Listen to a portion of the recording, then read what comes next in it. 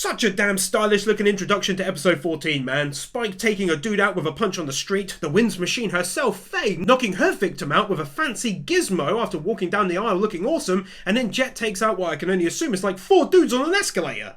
So, how'd it go? They were just regular employees that got their stash stolen. They weren't the cops, don't grow.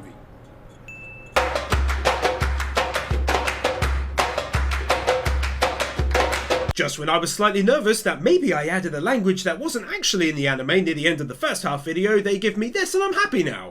Huh? What do you mean, Punch? 2 wins here. First one is for the fact that they had one of these guys be born on Earth and have his nationality be that of Titan. I think that's brilliant. It adds so much genuine depth to the story when you understand that he was born there and then moved permanently to a moon. Second win is because they fixed up a couple of the spelling mistakes I took the mickey out of in anime since during the first half, like misspelling birth, for example. That was nicely done.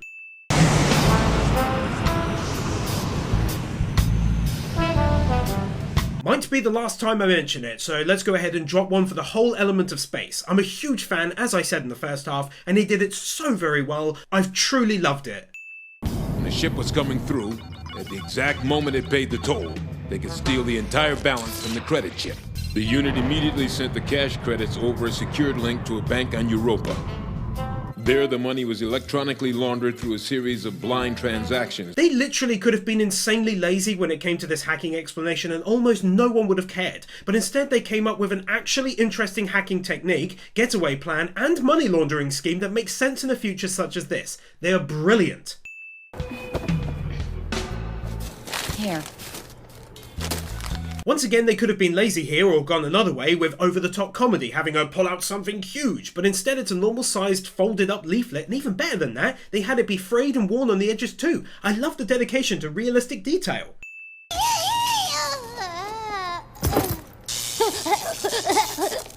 This little scene, other than giving us a bit of comedy relief, is a nice way of reminding the viewer that she's on board, and more letting us know her job on board seems to pretty much be that of repairing things on the ship. Another unique space-type location, Adala! Come on. We should have never taken such a risk. If this thing ever gets out, you know what will happen. I'm so happy I predicted that! That was what was inside of it! Also, though, I find things like this beyond appealing, how they show everyone's ship stored away inside of the building and how they get picked and delivered to their own awaiting. Ugh, I adore stuff like that! Hey, Spike, I've got an ID, see what you can find on it. He could be the so-called mastermind behind this thing. He's calling from his ship in space en route back. Oh, Cowboy Bebop, the things you do to me. Might sound dumb to some of you, but this stuff is amazing to me. Just don't forget, it was 1998. And on top of that, the notion alone of them being a team, sometimes splitting up, investigating and stuff, really appeals to me big time. This is either an idiot or a genius. I like this fellow. Being nice to animals is always a win. Are you guys standing by? I don't like this. He made it much too easy to trace him. This guy's too smart for that. Maybe it's a false trail. Ah, they're on top of each other in different ships, and they show it. Bless their hearts.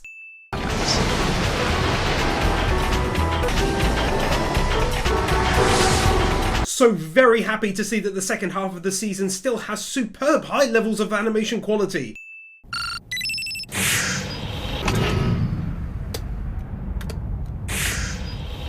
Such a nice touch having the debris begin to float out to space, but also that the viewing angle is upside down when she enters.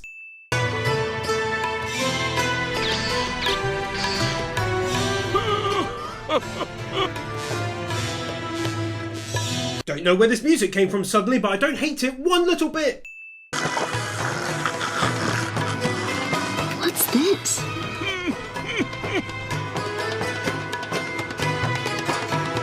What's going on? Honestly, I don't know what's going on and why they're so confused. I'm guessing it's that maybe life shouldn't be allowable in those conditions, but I'm just over here enjoying the sights of nature, animals, and people all floating around and living on a wreck of a station. I don't know. Let's have lunch first. You ate lunch a few minutes ago, blast it! It's these 3 guys again. They're always all over the place. It's a great recurring thing. Take a win. He even arranged for his operatives to carry chess pieces to let you know that he had finally gotten back at you. But 50 years is a long time. I cannot tell you how often you'll see a picture frame in an anime with just a shape in it or a series of lines or something, so to see that they put this much effort into this picture is insane to me, and they did it from a side angle too.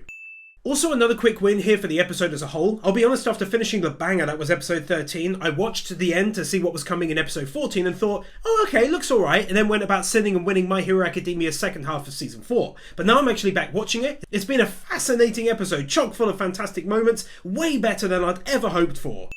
Just leave the old guy alone.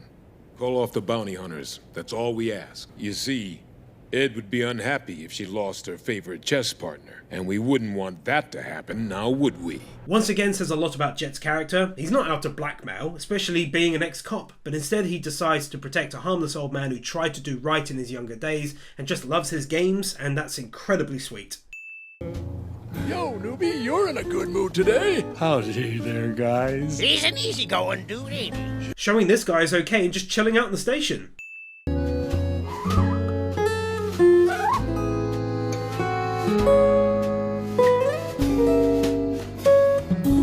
Is it weird that I say that ending literally made me tear up a little? I don't even know why. Maybe it's the kind bird, the tired old man who just won his game. I don't know. Can't directly show it since it's a lady in a birthday suit inside the capsule, but nonetheless, what the heck is going on? Colour me intrigued. This scene walking around their spaceship. It's great for team building, showing them get along, and excels at once again showing off great animation. This place. Where is it? Where am I? Who are you? Oh man, I just realised that this is actually Faye. So she's way older, technically speaking anyway, than I ever could have thought since she was frozen for decades. These people also clearly take advantage as well, since they mentioned her not being able to leave until she's paid extremely high fees. I'll drop another here too for all the technical jargon mentioned in regard to thawing out a person who has been frozen, and how great they made it all look with the machines and nurse at the station typing away. You were put into a cold sleep, in other words, cryogenically preserved. Until now, medical technology has finally advanced. Going all first person perspective like it ain't no big deal. You there, want a cold one? This is just utterly brilliant. I can't describe it in any other way. To have a character be frozen and thawed out and have us get to witness her seeing the future properly like this is simply amazing. It's also one of the best and most interesting examples of a character background I can actually think of in any anime. Great 1998 or maybe now 1999 CGI. Again, it's another example of subtle character building. It just feels different and on another level to most of what we see nowadays. It doesn't require whacking you over the head with a bat called exposition, but it takes its time and leads you by the hand carefully so you can understand what the story is trying to lead you to. Give me a key to lock the door to the secret. I like her a whole lot! Upon my magic carpet now. What's that? Collection agents. The insurance company got impatient. This is damn crazy and out bloody nowhere. One minute she's eating, buying a dress and dancing, and the next there's collection agents in a spaceship trying to capture her. It's nuts! We just went through all of his paperwork. In the event of an unforeseen accident, his instructions were to transfer all of his assets to you. Did he really just do that in order to try to pay off all of her debts? Or as much as possible? If so, that's insane. That was incredibly shocking.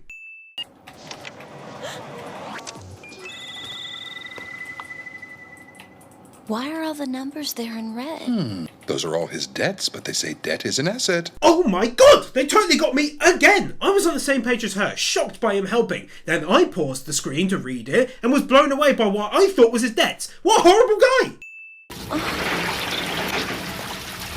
How long were you in there listening, Spike? Too long. Your story needs editing. That line.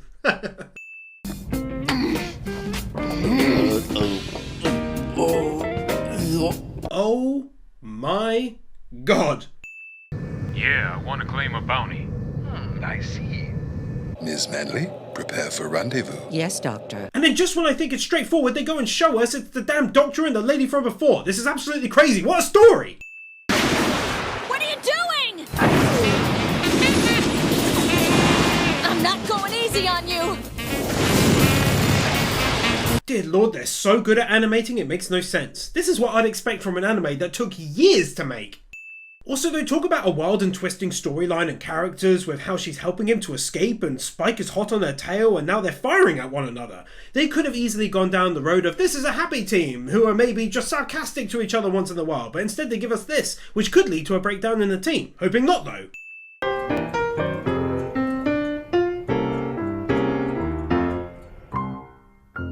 Lovely bit at the end. Hell, actually, the whole end of the episode was fantastic. But that aside, her putting the eyebrows on the dog like this after saying his face reminded her of that guy is well done.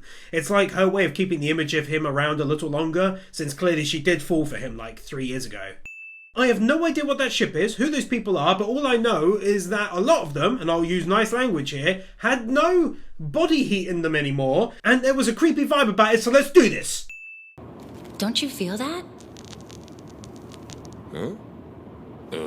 I didn't even think about this, but it seems he can actually feel with that arm, which is awesome. Just love how subtle it is, because I didn't even fully understand what she said until a few seconds after she said it. Do you really think you can get away in a ship like this? I wasn't talking to you, was I? And now the intro makes sense, and on top of that, we learned that they were on their way to a prison on Pluto, and if you watch the first half, you'll know I freaking love world building like that. Get out of it! Yeah, I heard about you. You're that assassin from the Syndicate. Not going to show it, but this dude is sick. He took a metal arrow thing and made internal red body juices fly around. Apparently, there was an electrical malfunction. The prisoners saw their opportunity and took it. I don't know all the details. Not only clearly linking this mysterious assassin to Jet's past, but also giving us a logical reason for the prisoners' escape on the ship instead of being lazy and saying they escaped their cells. I talked about charm in regard to Cowboy Bebop back in the first half, and it remains as true as ever during episode 16 as they craft an intriguing and captivating story about Jet's past and how he lost his arm. A mystery since we started, other than one comment from him about rushing in without thinking. Just love how they take their time of unfolding the overall story and the story of their main characters. Is it me, or did they pick a great shape for this prison ship? If I had to hazard a guess, I'd wager that the prisoners are normally stored in cells in that huge rotating part. Not sure about the rest of it though, but I enjoy the notion that thought was given as to what it should look like.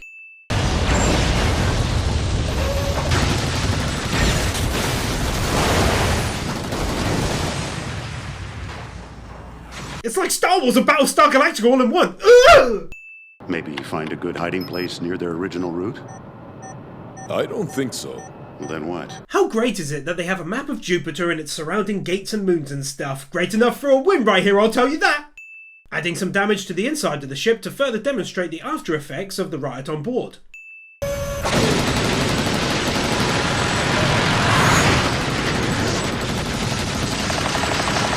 That was sick! Jet is great!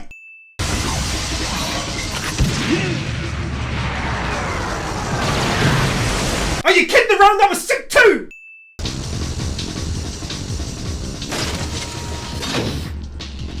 Always in shock and awe of the extra mile, like showing the gears and components under the damaged surface of the ship, or bits and pieces floating around inside an airlock.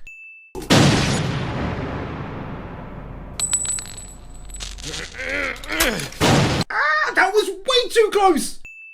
I'm not the one who fired the gun that day. It was your own partner. How about it, partner? You brought it on yourself, partner. Was hoping it wasn't true, but it sadly is, and what an amazing plot twist it was! One bullet? You knew I'd take you out with your gun like this. A fitting end right there. I'd like to think that maybe he regretted what he did to the best of the best, that being Jet as a cop of course, and so played the role of the villain fake attacking to ensure he got what he deserved and was taken out, as opposed to prison or something I guess.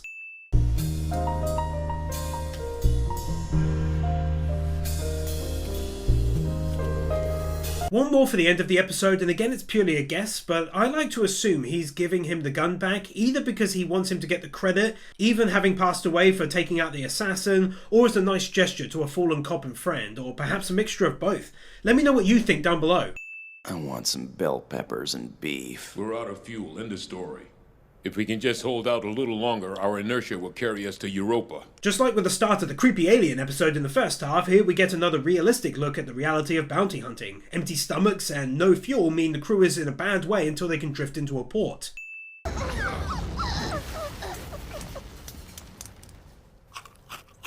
Who's a good boy?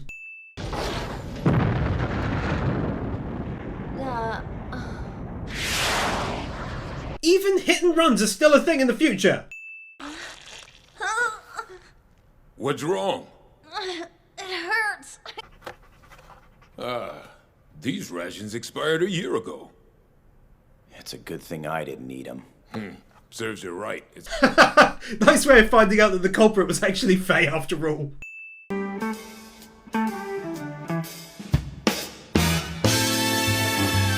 Yet a new type of space location radar! I'll tell you, cause I'm putting your corpse inside it.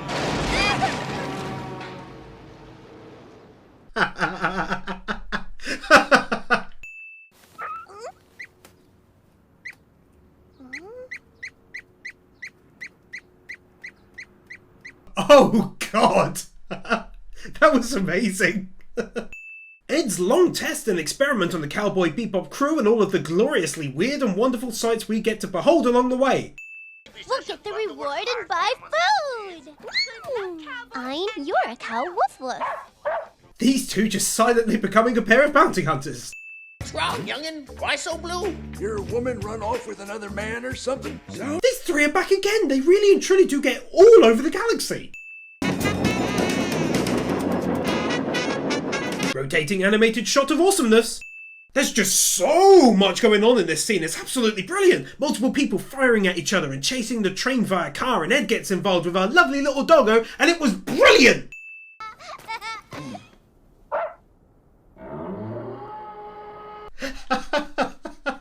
I can't believe they added that. That was amazing.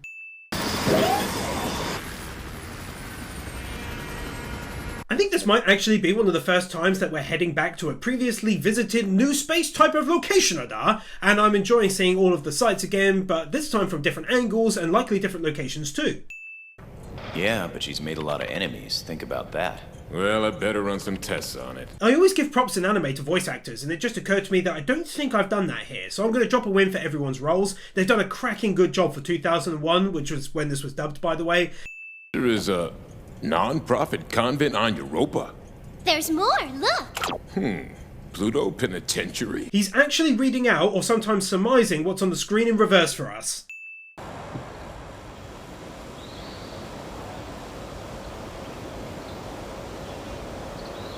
They really did think of everything in this one, like first-person shots even showing the legs and stuff. They went all out and their efforts must be praised!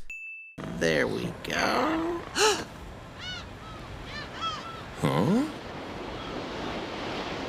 Getting to learn more about Faye's mystery background and childhood, and in a massive, unexpected way all of a sudden too.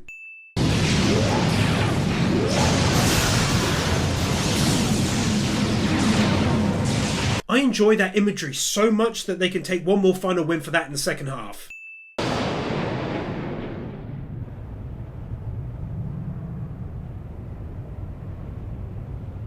Didn't think I'd be getting to praise the fact that we're now heading back to Earth to see the ruined planet up close, after just praising at the start, getting to see that other older location again.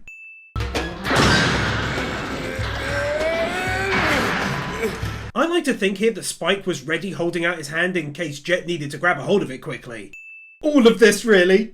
Not only is all of this stupidly well done, in terms of what they were filming being pretty realistic to our current times, but also it adds a huge question as to what happened to her, and who is sending them all of this stuff in order for her to find out more about herself. And I'll always be cheering for you, right here. Cheering for you, my only self. What a lovely ending to the episode. The computer isn't compatible with the old mono system it's got. Miles, I'll need an EV transmitter, a main gear absorber. It's pretty awesome that woven into the story are things like his old ship finally giving out on him and needing a good old repair, and using it as a plot device for character building and world building is well done. Exactly. Poor unfortunates like us have every right to take it. Don't think I've shouted out the impressive uses of CGI in this second half either, so take one for that again. Hey, look out, Faye!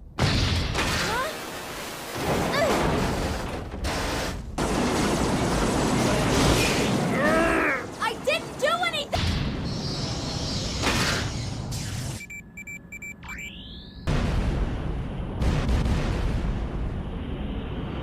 Their bounty catching attempt not going at all as expected, and culminating in a sick as always looking space battle between their ships and the computers going haywire due to a virus. Shut it down! They didn't have to add the sand all kicked up by pushing the engine in the hangar, but they did it because, as always, they're awesome. Hello? Oh, it's you. For likely the last time of the series, I'm also going to once again shout out in this video how great of a job they do with the whole gravity or lack of gravity situation in space. You say a truck? What kind of a truck? A penguin. Delivery truck. A delivery truck? Huh? Now that was spot on. Always with the stunning visuals, this one. Come on, Jet, you're joking, right? We're too close to Earth. The orbital paths I can take are limited. Isn't there a way you can just swing on by? As always, using realistic logic, not just pretending that the Earth's gravitational pull or burning to a crisp trying to get a ship back isn't something that exists. I know there's a lot of stuff like explosions in space that I honestly don't know if that's how it would really happen, but they clearly put a great deal of thought into it regardless. I heard the conversation. Give me the exact coordinates of the swordfish. Doohan. Him actually listening to his young apprentice for a change, and that being what ultimately saves Spike's life.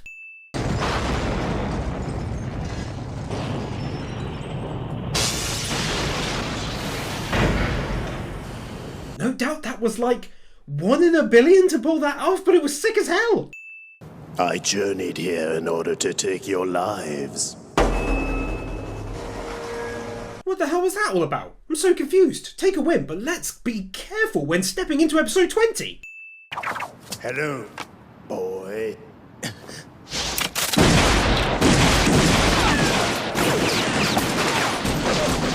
Not going to show it, obviously, but that was an absolutely brutal scene of him taking all those dudes out from before. Goodness me!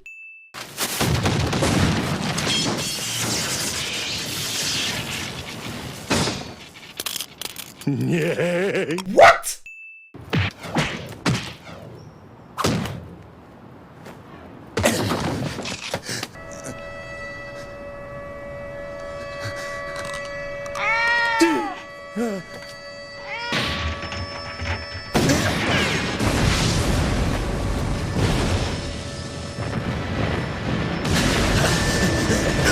By far one of the creepiest scenes of the entire anime so far, but purely because it involved the first otherworldly kind of fight we've seen with him floating around and being shielded from bullets. It was completely crazy. Also, just as strange is that right before he was about to take out Spike, he was spooked by a cat. Such a weird character, but I absolutely cannot wait to find out more now.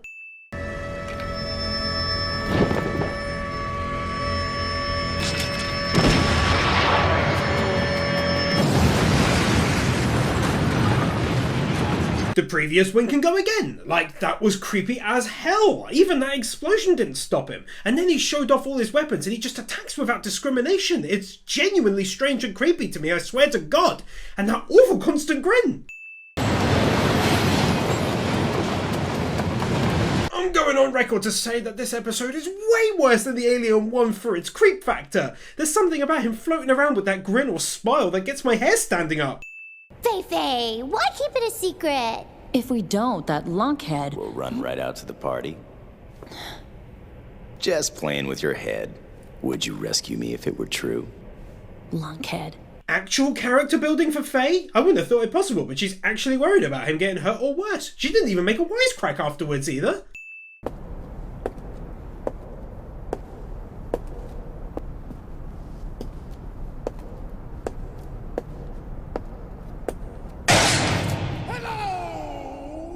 Why are you trying to make this so creepy for?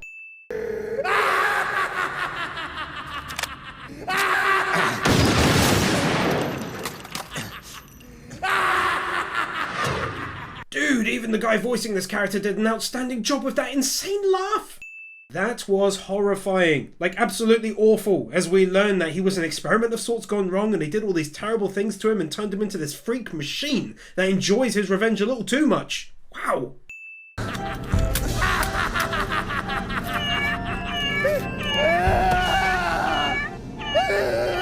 Oh, this now makes total sense. That's the one thing he saw when all of that stuff was happening to him that has stuck with him. The fear of association.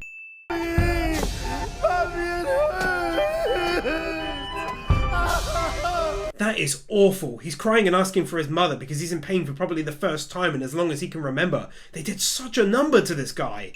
Dropping an additional win here for what turned out to be one of the, and I keep on using this word so forgive me, creepiest episodes of any anime I've seen to date, and then turn it around and twist it so that it's some poor guy who lost his mind and regressed to that of a child is insanely brilliant. I enjoyed that a lot.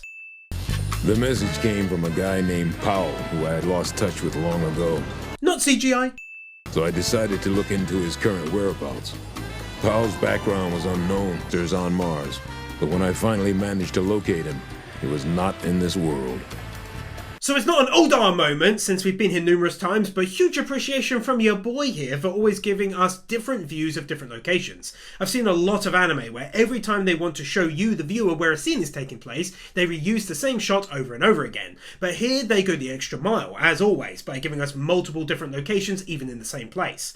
Hell, I'm pretty sure that the street shown just now was where Spike punched that dude back in episode 14, and now Jet is there. What are you aiming at? All of a sudden, there's now a girl and people taking shots at him. I love this anime, it's so awesome!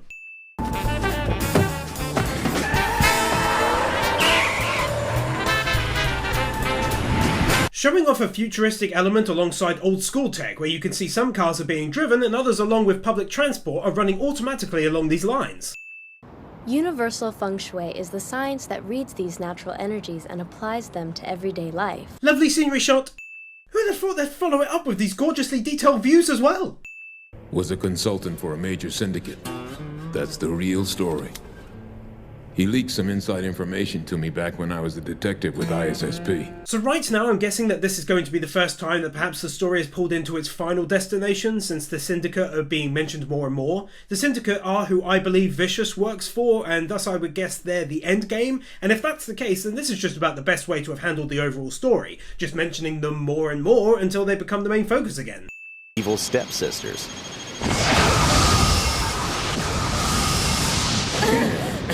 Ah, it's so good fighting in space in the middle of a gate relay. Ah! All right. Spike, hit it with your plasma cannon. Right, I'm shooting a rock now.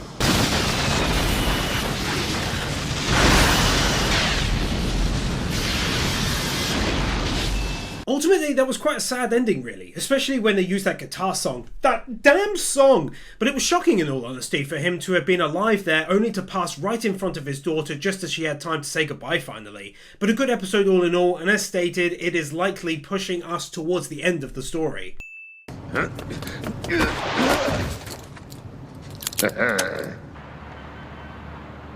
There I was, sat here all ready to write a sin. Why wouldn't he disarm it first? Only to find out he did disarm it. Well played, Cowboy.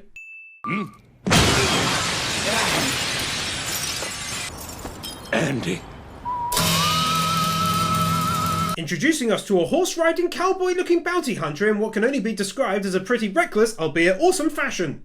If I'm lying, then how the hell do you explain this on my back? Okay, chill. Oh, he's so cute!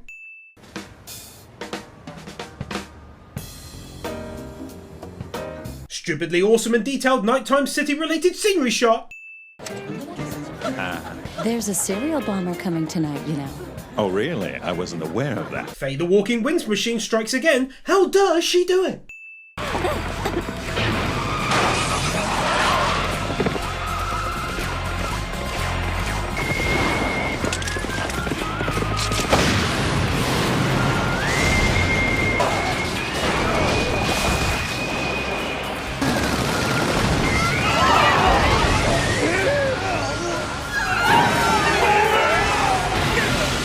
Crazy amount of detail on everything falling from the roof, and then from the chase scene that follows it. I feel sorry for the poor animators of the day. You want that much detail in a 5-second scene?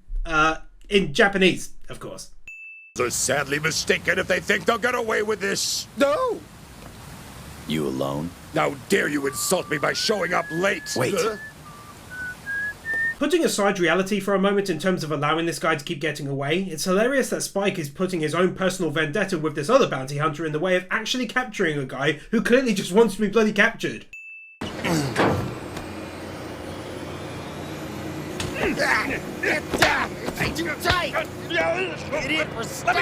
out of my way! Didn't think I'd be saying this, but this is actually genuinely pretty damn tense. Fond farewell. Come to think of it, they were a pair of truly brave young men. Faye just straight up doing the job bloody properly.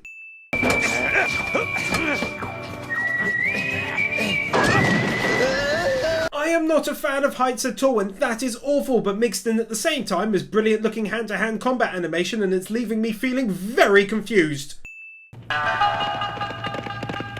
Andy. Call me Musashi! Go, Jiromaru! Very random ending indeed. Awaken your soul. Rid yourself of that filthy human body now. Not even gonna lie, that is eerily close to a hell of a lot of cult-type introduction videos I've seen on YouTube before. Receiving subpoenas for their leader, Londes, last week, the ISSP and the Solar System Police began searching the homes of Scratch's highest-ranking members. Not even gonna lie, this is very close to what you'd see on the TV back in the day, showing shock value for pure entertainment, and colour me entertained for one. Go get those smelly cult people! The new game console, Brain Dream, catches your brainwaves and puts them into action. So basically these guys came up with the first Sword Art Online idea.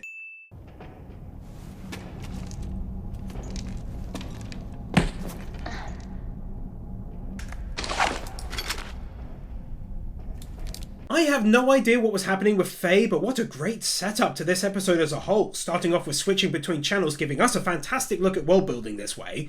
Then they moved on to her segment, wandering around this strange decrepit building with not with us anymore, people strewn around the place. This here is the very last broadcast of Big Shot. We're cancelled, shucks howdy, happy trails and all that. What? Oh yeah! My agent will have something to say about this! So sad to see them going off the air, but her breaking character is amazing.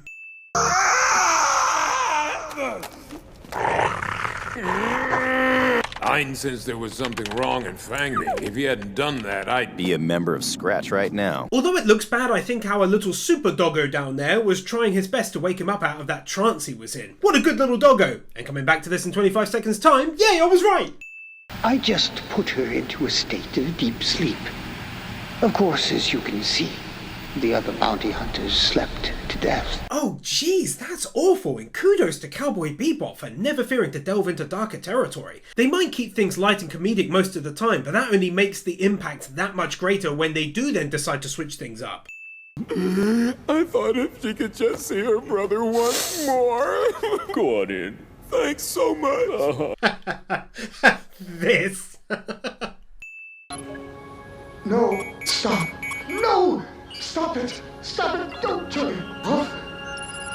What? Absolutely crazy reveal that it was actually this kid doing it all along inside his brain, and good on old Spike being able to withstand the hypnosis and remain awake. Especially clever is how he shot out a few of the TVs as well, which may have helped break the illusion a bit.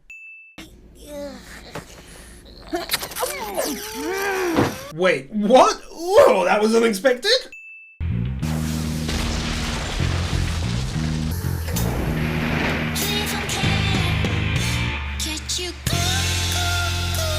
And just like I praised recently on Mars with the numerous returns and getting to see different areas, we now return to Earth, one of the most interesting locations in the Cowboy Bebop universe due to its doomed past, and see yet more destruction with a comet striking the planet, and here where they're dumping trash into a nearby living space. It also further lends credibility as to why humanity would leave to the stars. Oh, Edward! Is that really? Is it you, Edward? Don't tell me. At long last, in episode 24, we're finally going to get some character building for Ed, the only person on the entire crew we know almost nothing about? Are you Faye? You are. It's me, Sally Young. I was in your graduating class in high school. Oh, God, that's insane!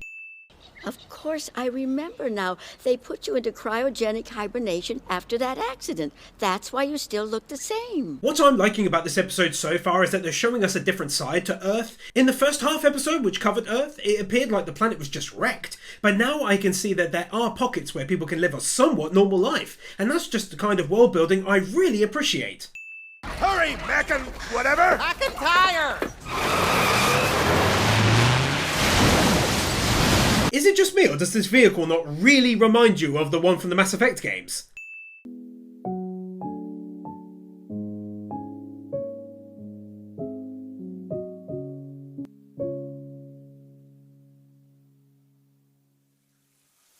Learning what happened to Faye and how it was due to the gate explosion, and once again being left in a feeling of awe and appreciation at just how well this anime deals with these poignant moments. If the girls could eat some sukiyaki with meat, then that should... Faye took off again. Oh, swell. Where'd she go this time, Arcturus? Gotta admit, I enjoy how these two interact when it's about Faye and Ed. They've got this mix of casual concern and indifference about them. I wasn't expecting a match.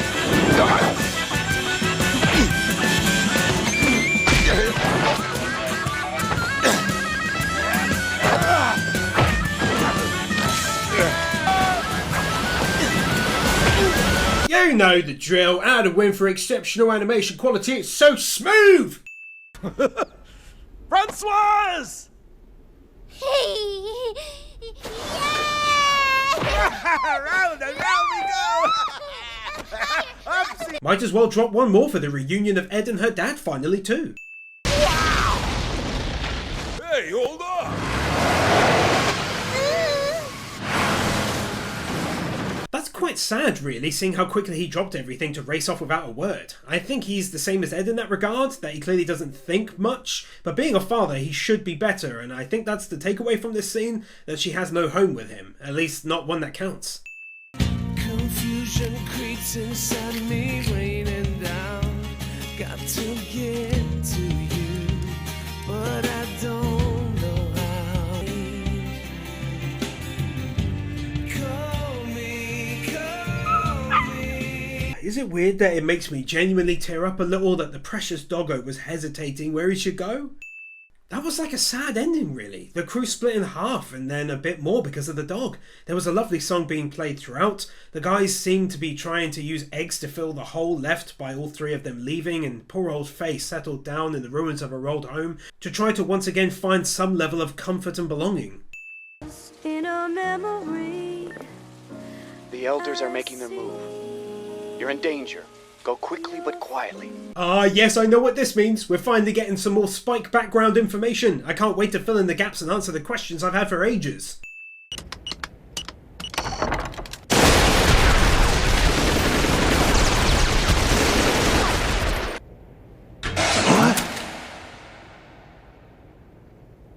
Oh, you messed up. This is getting real, son.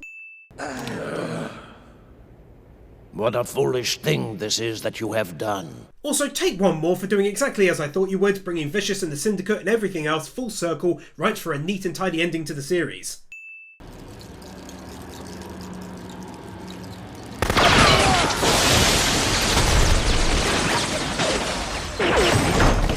One minute they're sitting at a bar complaining about the girls who have taken off, and the next it's a gunfight! Forget everything you've heard. In fact, forget we were here. What are you yowling about? I'm just feeding stray cats that wandered into the office. I feel a bit silly now for talking about this old doctor helping the crew get bounties back in the first half, and he never appeared again until now. Oh well, at least he's here helping them, and he meant something after all.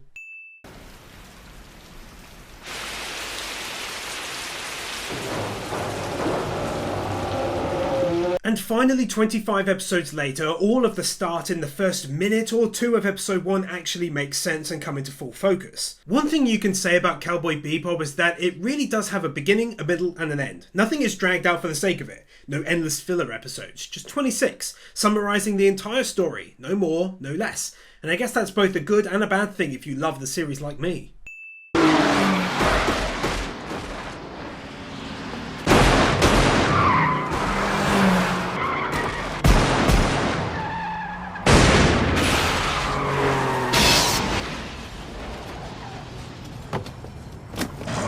Fantastic way to draw her back into the story of the main crew whilst maintaining her own unique character, which, let's face it, is that she's a bit of a hard ass who doesn't like being told what to do.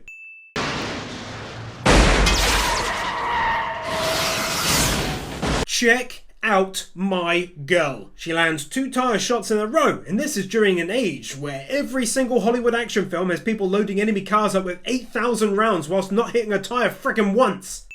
If you see Spike again, tell him I'll be waiting for him there.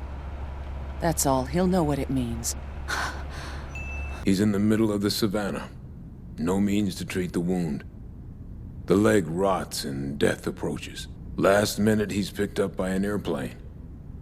He looks down and sees a land of pure white below him. As he gazes down, he feels the life flowing out of him, and he thinks, that's where I was headed. I hate stories like that. Men only think about the past right before their death. You know what? I like that story, and I like the story a whole lot more when that amazing tune is involved as well. The very one that puts me in a good reminiscent mood. The one I'll probably listen to years from now and smile as I remember the time I watched this. I truly hope you're watching this, and as you're listening to me, are enjoying yourself. Maybe put a little something in the comments for me. That would make me happy too.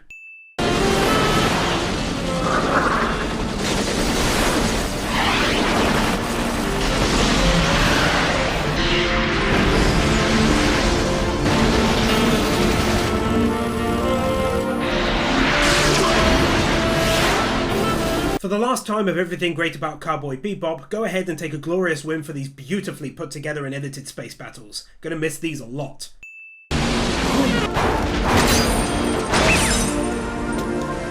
Unexpected plot twist! I wish I could show more of it, but it was a bloody battle. Literally not in the English slang sense. It looked great though. Don't worry about us.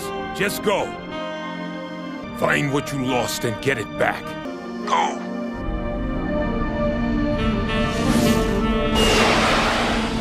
That was really nice that Jet allowed him that guilt-free, maybe to try and get the thing he lost so long ago, or maybe to get the same closure he managed to find when he threw away his pocket watch.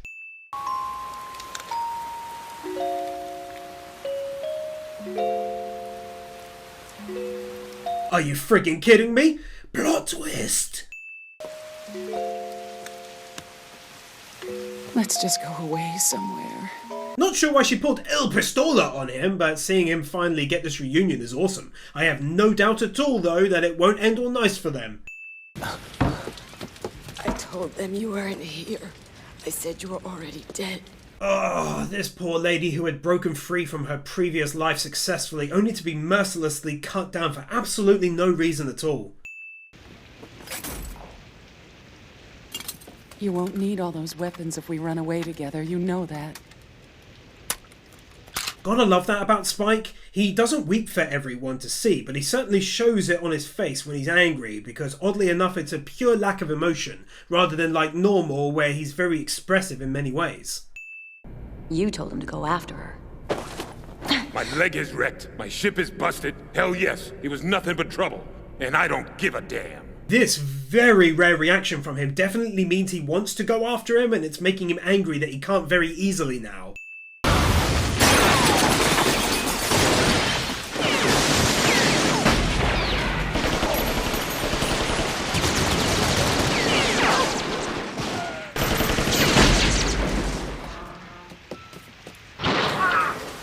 I'm going to expertly edit around the fatal blows, but I wanted to show this and give credit one last time for the outstanding gun action in this anime. Like I said in the first half, bullets flying, hitting surfaces that then get damaged. You really don't find that anymore. I mean, look as this shotgun blast hits the wall.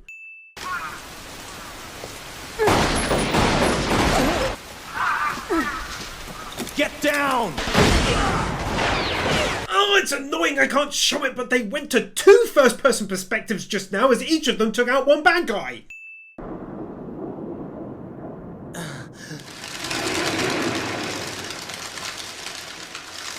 That scene. My god, how beautiful was that put together.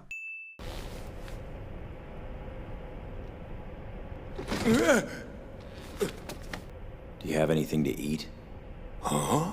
I'm really starving. Spike returning to the ship in this manner, but I do like how Jet did actually try and actively find him before now after his talk with Faye.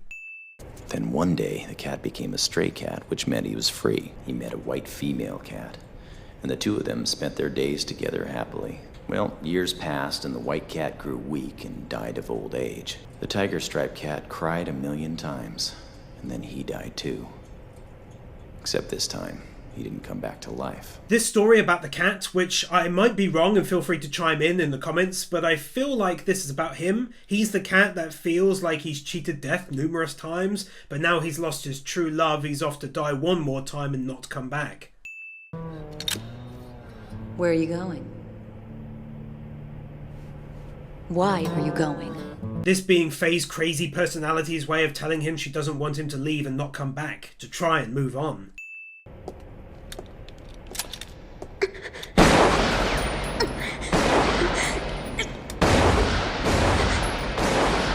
And then this last bit, clearly her way of trying to stop him in vain, venting frustrations, perhaps a mixture of the two.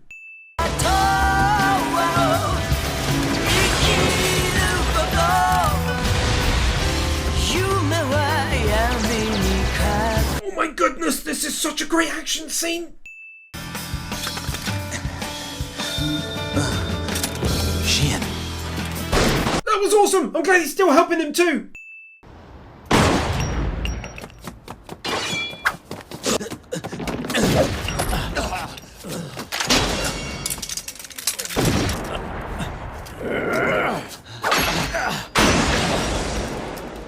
After everything we've seen, this is such a cool way of ending this anime, with an epic fight scene, and more so than that, is how smooth and gorgeous it is.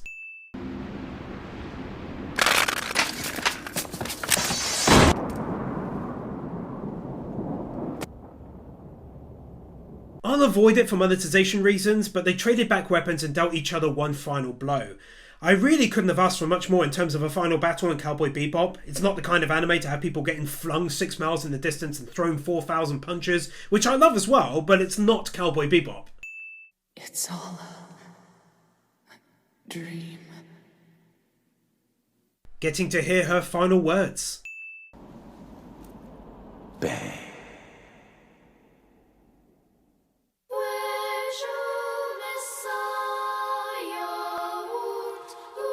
That final moment and this damn music kicking in, they always know which great tune to use to really impact a scene.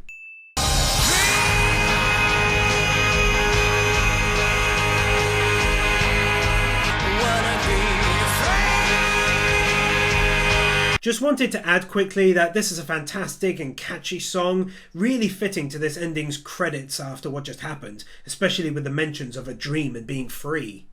So ultimately I was shocked that it ended in that regard, purely because I really thought that he would live, and only because the patrons just voted in the movie for me to do after this, but clearly it's set before this timeline. Overall, I enjoyed this anime for all of the many reasons I've given, and I'm going to drop a final win for the lasting feelings that this anime will no doubt leave with me. It was great for many strange reasons, and many of those reasons are to do with how it was unlike anything that I've ever seen before. There was no power of friendship team battle at the end, but instead the team had to step aside knowing that Spike would likely walk into something that he'd never returned from, and they had to live with that. Ed and Doggo-san left a few episodes ago, but there was no emotional return. She just left and went about life together, and in many ways these things make the end even more sad for me. Well, I hope you enjoyed yourselves. As always, be sure to subscribe to ensure you don't miss out on everything coming soon. If you're feeling ultra generous and have a few spare bucks, you can also help fund this work that I do entirely alone by pledging any amount you'd like to on my Patreon in return for numerous great rewards. Link is down below. Thanks for watching, and I'll see you next time, Space Cowboy.